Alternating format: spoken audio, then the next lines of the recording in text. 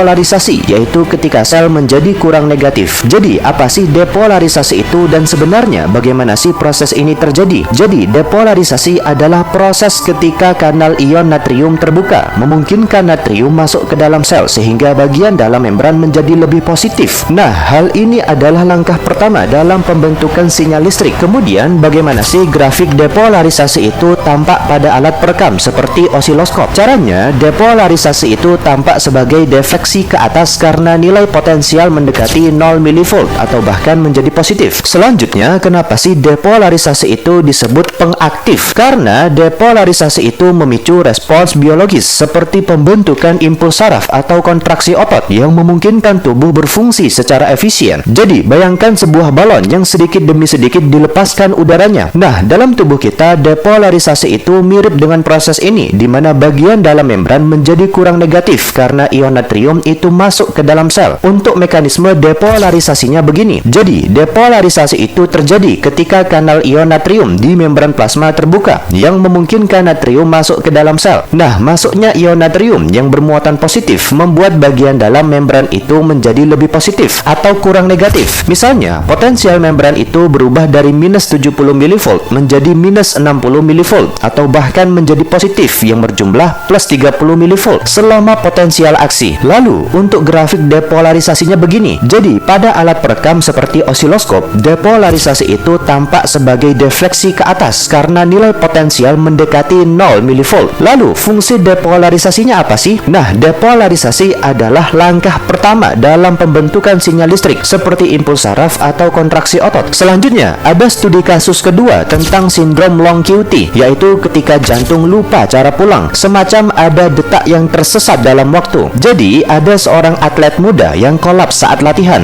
Nah, EKG itu menunjukkan interval QT memanjang sekitar 600 milisecond sehingga repolarisasi ventrikel itu tertunda. Nah, di sel miokardnya potensial aksi itu tidak kembali ke minus 85 mV tepat waktu sehingga muncullah konflik baru bahwa ada mutasi pada kanal kalium KCNH2 yang mengurangi arus listrik selama fase 3 repolarisasi. Akibatnya, potensial aksinya berlangsung 400 milisecond sedangkan normalnya sekitar 200-300 sehingga selnya berada dalam periode refraktor panjang. Selanjutnya ada stimulus ektopik yang mencetuskan torsades de pointes, yaitu henti jantung. Hasil akhirnya adalah jantung bisa berdetak tapi tidak bisa pulang ke keadaan istirahat. Solusinya apa? Ada beta blocker yang mengurangi stimulasi simpatis. Ada implantable cardioverter defibrillator atau ICD yang meresap listrik saat aritmia dan hindari obat pemanjang QT seperti antibiotik